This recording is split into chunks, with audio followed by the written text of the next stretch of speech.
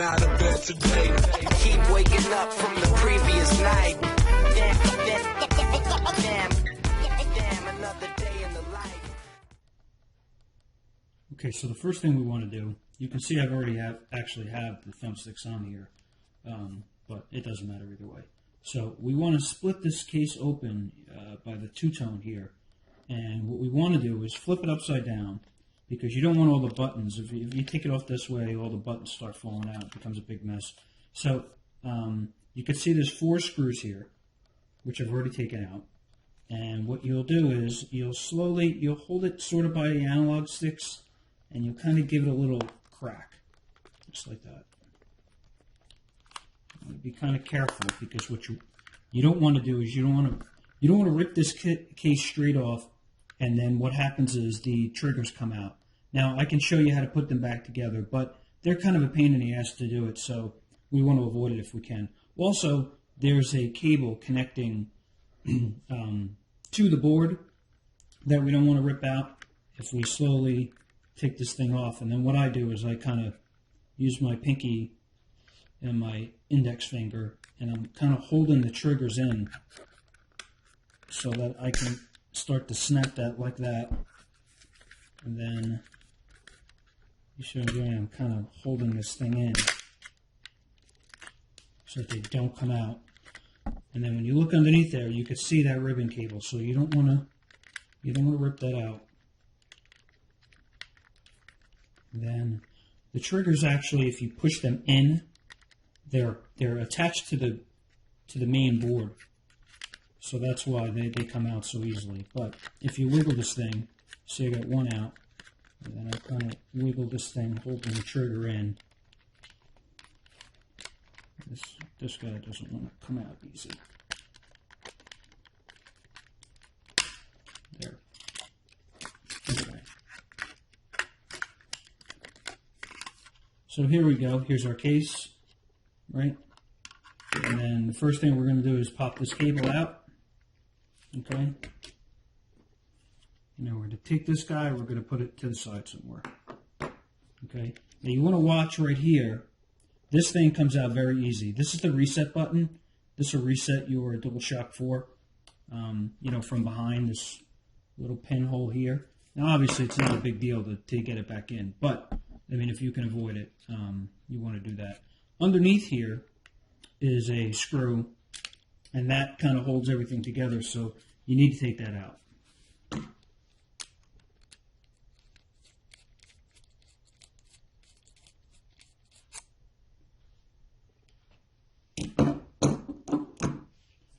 And then once that's out, okay,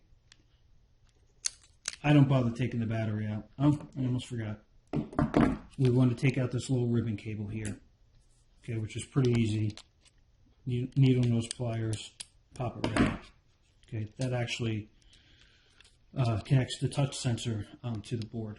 So from there, it's pretty easy. I lift it by the rumble motors, okay, and then underneath here, okay, once it starts to come out, this whole thing will come out in one shot. All right. And then what I do with this guy here is all the buttons and everything, your D-pad, your options button, menu, whatever the hell it is, okay, you want to put this face down and get it out of the way, because the buttons will get all over the place. So now here it is, trigger's attached, and from there it's pretty easy. So we're just going to pop these off, okay, and you can see, I'll compare them if you like. This is the original. You can see the, freaking rubber coming right off of there. The Xbox ones are higher, all right, and I sort of like that anyway. I find that playing a shooter, I'm constantly hitting melee by accident on the original controller, so these work better for me. But other than that, the thickness is exactly the same, so these things fit right on, they're perfect.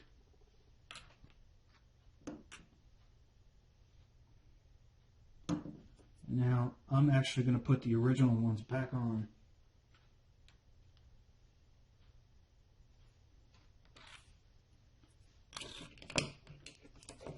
just for demonstration purposes.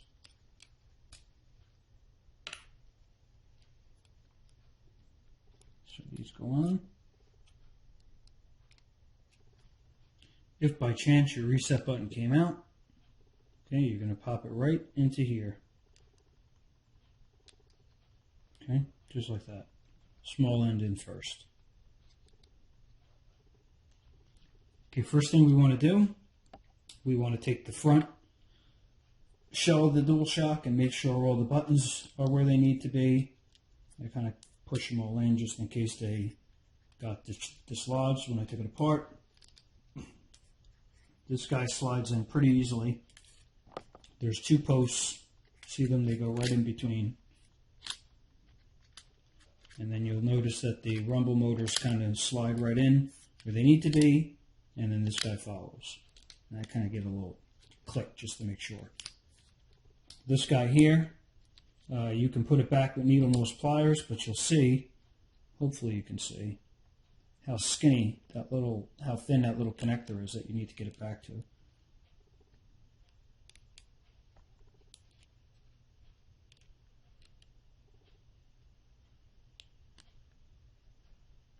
There we go. That's in. Okay. Next, we need to put the screw back in that holds everything together.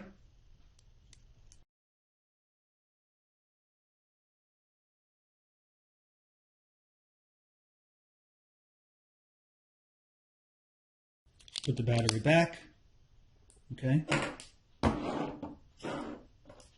Next, we want to take this, reattach it, blue side out. This connects the light bar sensor back to the board. The light bar LED. Okay, that's back in. Now, what I like to do is I like to take this back of the shell here, and I mean you have to put it in between the triggers anyway and the L1 buttons, but when you put it back together you want to make sure that this cable's not in the way and you snap it together, okay? And then you don't want to pull off these triggers, so I kind of get them in there, and then what I do is the post from the front of the shell I kind of just push underneath just like that, and I do the same thing here. And now you'll notice it's just ready to be put back together, but you don't want to push it. You want to just kind of massage it in or something. And when it's ready to go, you'll know. Okay, and you'll see. Oops, I just turned it on. Okay, we want to push everywhere. Make sure everything's all right. Because now we're going to put those screws back in, the four original screws.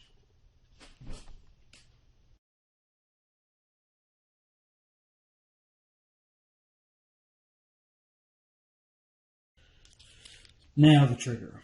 So you'll notice there's actually like a little lip. I'm not going to pull it up, but the contact is underneath. So what happens is if you're pushing this thing the wrong way, and this is not completely over the lip, your trigger's not going to work.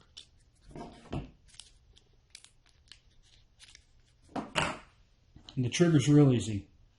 It has this this spring, okay, that only goes on one way, because what happens is on one side it will allow you to put it on the post and then also go inside the trigger. Okay, that's really the trick, okay? If you look, it's like a 90-degree angle. And if I were to put it on the other post, it won't slide in that far. So you really can't get that part wrong. The pain of it is those two posts here, okay, have to slide in here and here. You can see from the side view, you see the holes there, okay? This one might be harder to see, but, and then that little part of the spring there that's sticking out needs to fit right into that slot there. So you line that up first. You're not going to see it with my finger anyway, but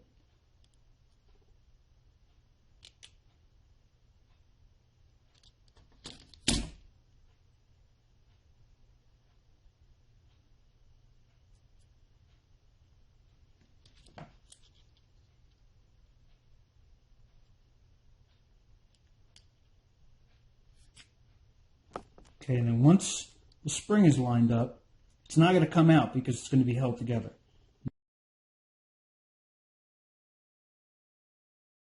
Now you want to make sure you're lined up with both post holes. Okay? And then sort of from the middle, you want to give it a push. Okay? You know, sometimes it doesn't go in on one end, but this actually looks pretty good. Again, make sure that that rubber part is still over the contactor. That trigger is not going to work.